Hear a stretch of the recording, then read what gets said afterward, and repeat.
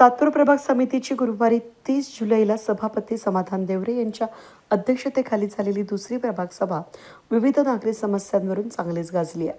शहरातील खड्डे, दूषित पाणी पुरवठा, ड्रेनेज, कचरा व्यवस्थापन, डासांचा वाढता प्रादुर्भाव, धूर फवारणी, बंद पथदीप आणि घंटागाडीच्या अनियमित सेवेसह टास्क फोर्सच्या कामासह अनेक प्रश्नांवर सर्वपक्षीय नागरिकांनी प्रशासनाला धारेवर धरत तीव्र संताप व्यक्त केला. सभेच्या सुरुवातीलाच नगरसेवक दिनकर पाटील यांनी टास्क फोर्सच्या कामकाजावर प्रश्नचिन्ह उपस्थित करत संबंधित अधिकाऱ्यांना जाब विचारला. समस्यांवर कोणत्या उपाययोजना केल्या याची माहितीच अधिकाऱ्यांकडे नसेल तर सभा घेण्याचा उपयोग काय? दोषी अधिकाऱ्यांना पाठीशी घालू नका, निष्काळजीपणा करणाऱ्यांवर कठोर कारवाई झालीच पाहिजे असा आक्रमक पवित्रा घेत मुलाच्या अपघाताला जबाबदार असणाऱ्या अधिकाऱ्यांना न्यायालयात खेचणार असल्याचा इशारा दिनकर पाटील यांनी दिला आहे. दुर्लक्ष केल्यामुळे जळून गेले हे मी नाही म्हणत, ते होणार आहे. आता काय इथे तुम्हाला कारवाई नाही करायची, पण हे अधिकारी अशा पद्धतीने सगळे एकाचे नाव घेण्याजोगं नाही का याच्यातला कोणी चांगलं काम करतोय यांच्या सुधारणा करा एवढंच सांगायला आलोय. हा एकही अधिकारी फील्डवर नसतो, काम करत नाही, सांगितलेलं काम होत नाही. आणि आज मला वाटतं प्रवीण गायकवाड मृत्युमुखी पडला, प्रभाकर निकम मृत्युमुखी पडला, आज निलेश कोटकर गेला, आमचा काळे इथं दवाखान्यात आहे. अशा जर गोष्टी होत असतील आणि माझा मुलगा आज 25 दिवस होईल ॲडमिट आहे, तिथं मी लई मोठी कारवाई करणार आहे. ते मी चाललंय माझं सगळं, मला भरपाई नाही घ्यायची पण खूप मोठी कारवाई करीन. जो जो याच्या दोषी त्याला मी जेलला पाठवणार आहे याची नोंद घ्यायची. मी त्याच्यात काय सोडणार आहे का? अजिबात नाही. मला काय भरपाई नाही घ्यायची. ज्यांच्यामुळे माझ्या मुलाला लागलंय त्या अधिकाऱ्यांना त्यांच्यावर मी खूप मोठी कोर्टात केस टाकून कारवाई करणार आहे, त्याची नोंद घ्या. तुम्ही जर आले नगरसेवकांना लागतं, लोक मरतायत आणि तरी तुम्हाला काही त्याची सुख दुःख नाही आहे. मिटिंग आपल्याला हे विषय मंजूर करण्यासाठी नाही घ्यायची. लोकांचे प्रश्न सुटले पाहिजेत. इथं आपण जे येतो लोकांना निवडू, आपल्याला सभापती सगळ्यात जास्त सातपूरकरांनी भारतीय जनता पार्टी आणि शिवसेनेला निवडून दिलं. एकदम वन स्ट्रोक लोकांच्या अपेक्षा आहे की या दोन्ही पक्षांकडून आम्हाला न्याय मिळावा, सुविधा मिळाव्या, जनसुविधा मिळावा. कोणताही विषय हा कानामागं टाकून चालणार नाही आणि अधिकाऱ्यांना यांना काही पाठीशी घालायची गरज नाही. आपण विश्वस्त आहे, माझ्या ते या संस्थेचे अधिकारींचं आपल्याला लुटू धुपू करायची काय गरज नाही. ते पगार घेतात, नोकर आहे जनतेचे, त्यांना काय लाडागुडा लावायची गरज आहे. पगार घेतात, त्यांचं कर्तव्य आहे काम करणं. आपलं त्याचं कर्तव्य आहे. आपण बांधील आहे, 50,000 लोक आपल्याला मतदान करतात, निवडून जातात, त्यांच्याशी बांधील आपण आहे. आपल्याला एक माणूस थोडा फोन करतो, मला काळाच्या गोष्टी त्याचा अजिबात तो वाईट नाही, तिच्या घरातला माणूस येतो, तिला प्रश्नच विचारणार लोक, तू काय करते म्हणशील, तुला निवडून दिलं. आणि हे काम जर नसेल करते यांना कशासाठी इथं पाठीशी घालायचं आणि प्रत्येकाने फोन उचलला पाहिजे. शहरातील वाढत्या खड्ड्यांच्या प्रश्नावर नगरसेविका सविता काळे यांनी प्रभाग सभेमध्येच ठिय्या आंदोलन करत प्रशासनाविरुद्ध तीव्र नाराजी व्यक्त केली आहे. एक्सेलो पॉईंटवरून खड्ड्यांमुळे एक निष्पाप नागरिकाचा मृत्यू झाला तर सातपूर येथील भाजी विक्रेते दिलीप काळे गंभीर जखमी होऊन मृत्यूशी झुंज देत असल्याचं सांगत त्यांनी संबंधित ठेकेदाराला तातडीनं ब्लॅकलिस्ट करण्याची मागणी केली असून मृत आणि जखमींच्या कुटुंबियांना त्वरित आर्थिक मदत आणि नुकसान भरपाई देण्याची मागणी करण्यात आली. पावनोळीवर जे कुंभमेळ्याच्या नावाखाली जे रस्त्याचं काम चालू आहे, संबंधित जो ठेकेदार आहे त्यांनी खूप निष्काळजी प्रकारे जे काम केलेलं आहे, त्या कामामुळं आज माझ्या प्रभागातली किंवा माझ्या घरातले भाऊसाहेब काळे यांचं गेल्या 1 महिन्यापूर्वी ॲक्सिडेंट झालं होतं. त्यांचं पाय फ्रॅक्चर होते, आज घरात आहे. दुसरा ॲक्सिडेंट हर्षदा निगळ म्हणून, तिच्या डोक्याला पण 7 ते 8 टाके पडले होते. तिचा ॲक्सिडेंट ह्याच त्र्यंबक रस्त्यावरच झाला आहे. आणि हे तिसरा ॲक्सिडेंट जो माझ्या घरातला आज काळे परिवारामध्ये अक्षरशः इतकं दुःखाचा डोंगर कोसळलाय का विचारता सोय नाही. त्यांची परिस्थिती सुद्धा नाही की ते दवाखान्यामध्ये त्यांना घेऊन जाऊ शकलं. आज ते कोमामध्ये आहे.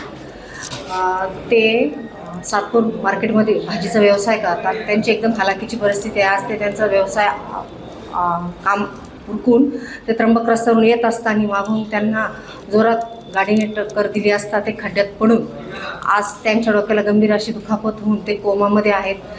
त्यांचे मुंबई नाक्यात साई हॉस्पिटल इथं प्रायव्हेट हॉस्पिटलमध्ये त्यांच्यावर उपचार चालू आहे. आज ते कोमामध्ये आहेत. त्यांच्या परिस्थिती नाही की त्यांच्यावर आज उपचार करण्यात येईल. त्यामुळे संबंधित अधिकाऱ्याला अशी विनंती करते किंवा जे ठेकेदार आहे की त्यांनी या परिवाराला मदत करावी. यासाठी मी आज महासभा प्रभाग सभेमध्ये निषेध व्यक्त केलेला आहे. गेल्या सभेमध्ये झालेल्या चर्चांवर काय निर्णय झाला याबाबत माहिती प्रत्येक सभेत दिली जावी अशी मागणी नगरसेवक नितीन निगळ यांनी केली. सर्व सन्माननीय सभापती, सन्माननीय विभागीय अधिकारी, सन्माननीय नगर सचिव, सर्व सन्माननीय नगरसेवक सदस्य व पत्रकार बंधू, माझी सूचना अशी सगळं नगरसेवक बंधूंना, माझ्या भगिनींना, सभापती महोदय, मागच्या प्रभाग सभेत जे आपण सदस्यांनी विषय मांडले त्याच्यावरती अधिकाऱ्यांनी सांगितलं तर आम्ही माहिती घेऊन पुढच्या प्रभाग सभेत माहिती देतो. पहिले आपण सर्व सदस्यांनी ती माहिती घ्या, कारण आपण प्रत्येक वेळेस सूचना मांडतो ते लिहून घेता. त्याच्यावर काय झालं हे पुढच्या प्रभाग सभेपासून ह्या प्रभाग सभेपासून सुरू करा. का मागच्या सभेत ज्या सदस्यांनी सूचना मांडल्या त्याच्यावरती तुम्ही 15 दिवसात काय केलं ती पहिली मला असं वाटतं माहिती आपण घ्यावी. कारण प्रत्येक जण पोटतिडकीने ते सूचना मांडतं तर त्याच्यावरती काय झालं. आणि सभापतींना माझी विनंती, ज्यावेळेस अधिकाऱ्यांना प्रश्न विचारू त्यावेळेस आरोग्य अधिकारी यांनीच उत्तर द्यायला पाहावं, कारण त्यांनी जर नाही दिलं तर ती नैतिक जबाबदारी त्यांची आहे. म्हणून मला विनंती का पहिले मागच्या प्रभाग सभेतले जे विषय झालेले त्याच्यावरती तुम्ही त्यांच्याकडून उत्तर घ्या. यावेळी नगरसेवक नितीन निगळ, त्याचबरोबर नगरसेविका इंदुबाई नागरे, उषाताई बेंडकुळे, हर्षदा गायकर, सोनाली बंधुरे, मानसी शेवरे, संगीता कोटेकर, नयना जाधव, भारती धिवरे, कविता लोखंडे, अंकिता शिंदे आणि माधुरी बोरकर यांनीही आपल्या प्रभागातील विविध प्रलंबित प्रश्न मांडत संबंधित अधिकाऱ्यांवर तातडीनं कारवाई करण्याची मागणी केली आहे. सभेदरम्यान विविध विकास कामांना मंजुरी देण्यात आली असून मात्र वाढत्या तक्रारींची गंभीर दखल घेत सभापती समाधान देवरे यांनी अधिकाऱ्यांना स्पष्ट शब्दात इशारा दिला. पुढील प्रभाग सभेला प्रत्येक अधिकाऱ्यानं आपल्या विभागाच्या कामाची संपूर्ण माहिती घेऊनच उपस्थित राहावं अशी माहिती नाही असं उत्तर खपवून घेतलं जाणार नाही. निष्काळजी अधिकाऱ्यांवर कडक कारवाई करण्यात येईल असा सज्जड इशारा त्यांनी दिला. सर्व सदस्यांची अशी मागणी केली की जो काही टास्क फोर्स झालेला आहे त्या टास्क फोर्सवर नाराजी व्यक्त केली सदस्यांनी. मी संबंधित अधिकाऱ्याला आदेशित केलं की त्याच्यातले 25, 30, 40% काम झालेलं आहे, परंतु जे कामं झाले नसतील पुढच्या मासिक मीटिंगपर्यंत टास्क फोर्समध्ये झालेले कामं पूर्ण करावी. त्यासाठी लागणारी सामग्री असेल, मॅनपॉवर असेल, जर कमी पडत असेल ती सुद्धा वरिष्ठांना सांगून आपण टास्क फोर्स जो काही आयुक्त मॅडमांनी हे जो काही फोर्स काढली होती त्याची पुरेपूर पूर्तता झाली पाहिजे असं सगळ्या अधिकाऱ्यांकडून आम्ही आज एक ठरावामध्ये क्लिअर केलंय की ते नक्कीच आम्हाला मागण्या पूर्ण करणार आहे. गेल्या सभेमध्ये बऱ्याच सदस्यांनी मांडलेले विषय अजूनही पूर्ण झालेले नाही. तोच टास्क फोर्स मधलाच विषय होता ड्रेनेज पाणी. सध्या पावसाळी जास्त पाऊस झाल्यामुळं की जे काही रेन वॉटर आहे, पावसाचं पाणी येतं ते ड्रेनेजमध्ये गेल्यामुळे ड्रेनेजची जी कॅपॅसिटी कमी होती आणि मग नागरिकांच्या घरामध्ये पाणी गेलं. परंतु आम्ही संबंधित बांधकाम विभागाला सांगितलं की ज्या ज्या ठिकाणी स्ट्रॉम वॉटर नसेल त्या ठिकाणी स्ट्रॉम वॉटर टाकून ते पाणी कसं अडवलं जाईल आणि कॅचपिट लावून ते पाणी पावसाळी गटरमध्ये सोडलं तर ड्रेनेज चॉकअप होणार नाही असं आदेशित केलं आहे. रस्त्याच्या कामामध्ये पुन्हा एक मृत्यू झाले आहे. हो, सर्वच सदस्यांनी आज मागणी केली की संबंधित कॉन्ट्रॅक्टरची जर चुकी असेल तर त्याच्यावर मनुष्यवधाचा गुन्हा दाखल झाला पाहिजे. म्हणून सर्व सदस्यांनी आता सभागृहामध्ये आता बोलणार आहेत.